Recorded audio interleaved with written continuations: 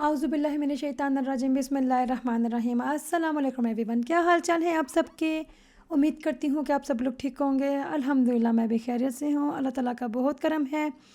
आज मैं बड़ी ज़बरदस्त किस्म की चीज़ बनाने लगी हूँ, देसी स्टाइल की है और बहुत खूबसूरत है जैसा कि आपने देखा है। मैं आपको बताती हूँ कि इस ब्रेड चिकन को आप किस तरह से 1 महीने के लिए अपनी फ्रीज़र में सेव कर सकते हैं। बस आपने क्या करना है, वीडियो को एंड तक देखना है। एंड यस, वीडियो को स्टार्ट में मैं ये दुआ करती हूँ, मैं ये ज़रूर करती चलूँगी कि जो मेरी ये वीडियो देख रहा है, जिसने अभी तक नहीं देखी, अल्लाह ताला उस पे, मुझ पे, हम सब पे ख़ास करम करे, फ़लस्तीनियों पे अपना ख़ास करम करे और हम सबको बहुत ज़्यादा शुक्र अदा करने की तौफ़ीक अता फ़रमाए, आमीन।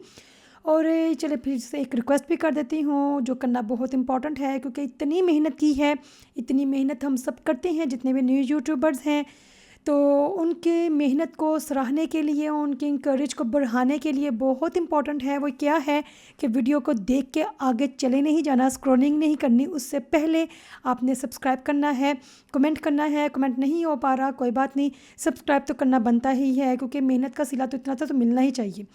ओके, तो आज मैं बना रही हूँ ब्रेड चिकन और ये जानने के लिए मेरे हस्बैंड ने मुझ पर क्यों इतना ज़्यादा गुस्सा किया, वीडियो को एंड तक देखिएगा। और यही बात है कि टिंडे कद्दू बना बना के इतना थक गई थी, मैंने सोचा चलो ठीक है, बच्चों को थोड़ा सा ना डिफरेंट चीज़ देती हूँ। ये मैंने आपको अक्सर वीडियो में बताती हूँ, जो लोग मुझे फॉलो करते हैं, कि मेरे बच्चे थोड़े से टफ़ हैं, लाइक खाने पीने के मामले में बहुत ज़्यादा टफ़ है।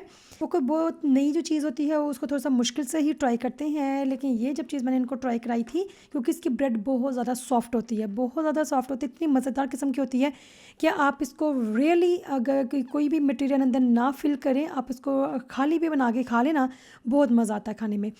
तो मैंने इसको किस तरह से बनाया था, मैं सुबह सुबह ना बच्चों को स्कूल ड्रॉप करके आई थी, तो मेरे पास बहुत ज़्यादा काम होते हैं, इसलिए फिर मैंने डिटेल में ना जो डो बना रही थी उसकी वीडियो नहीं बना सकी क्योंकि मैं फटाफट ना वो बना रही थी डो तक, क्योंकि आपको पता है डो बनाने के लिए ना उसको स्टे करने के लिए थोड़ा सा टाइम लगता है, उसको फूलने के लिए थोड़ा सा ना टाइम लगता है।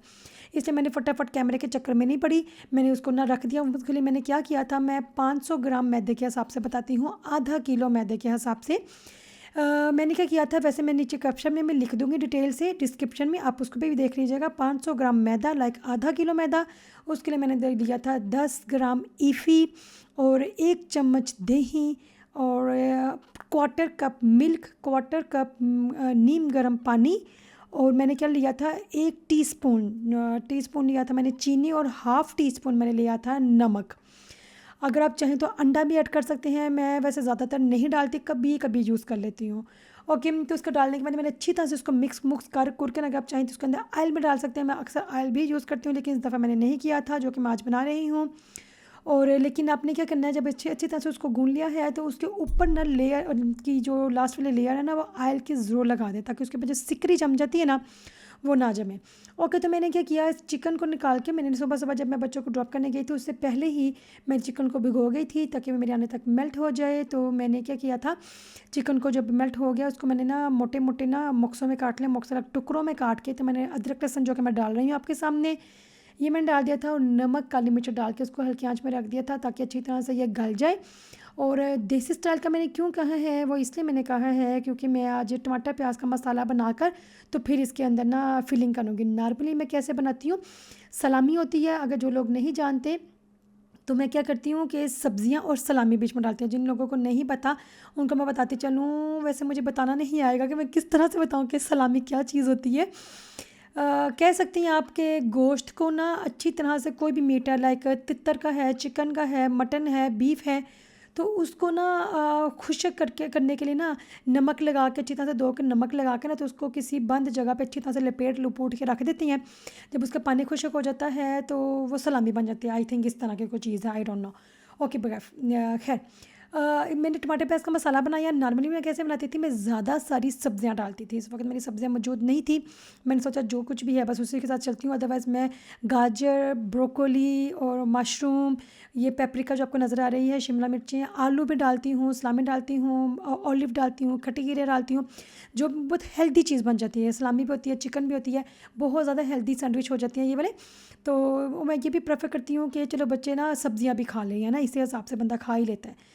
इस दफ़ा मेरे पास कुछ नहीं था तो मैंने सिर्फ पेपरिका ही, गनीमत जाना के बस यही डाल लेती हूँ सब्ज़ी।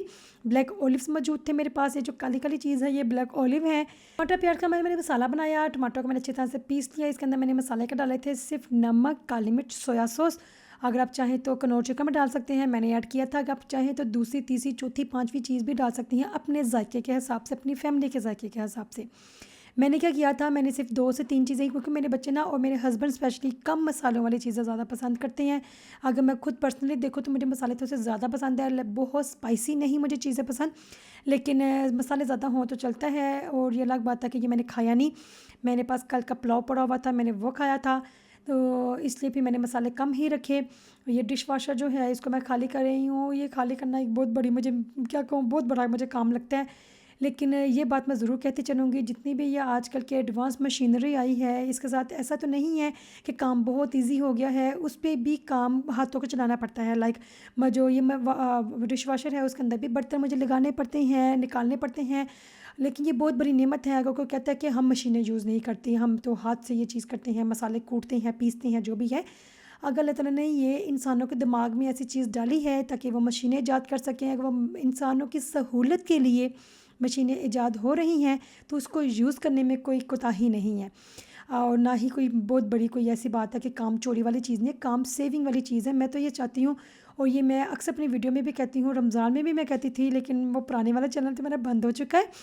मैं अक्सर ये कहती थी कि ज़्यादा चीज़ें हों, कम चीज़ें हों, वो मैटर नहीं करता, चीज़ें मज़ेदार हों। और मोस्ट इम्पॉर्टेंट ये है स्पेशली रमज़ान में और रूटीन में भी, कि अगर आपके पास मशीनरी मौजूद है और कोई ऐसी चीज़ है जो फटाफट बन जाने वाली हो, तो उसको जल्दी से बना के, तो हर वक्त पूरा दिन किचन में ही बस बंदा ज़ाया ना कर दे, तो अल्लाह की इबादत में करें, क्योंकि इंसान को पैदा तो अल्लाह ताला की इबादत के लिए ही किया है।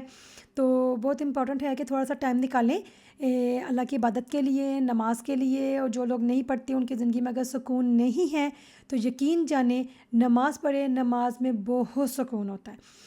और अल्हम्दुलिल्लाह से जब भी आपको लगे कि आपको कोई कमी है, कोई परेशानी है, वरना तब देखें इतने ज़्यादा अमीर हैं, कभी अमीर कबीर लोग हैं, लाइक अमिताभ बच्चन टाइप के भी जो लोग हैं, वो भी कहते हैं कि हमारी ज़िंदगी में सुकून नहीं है, कैसे होगा।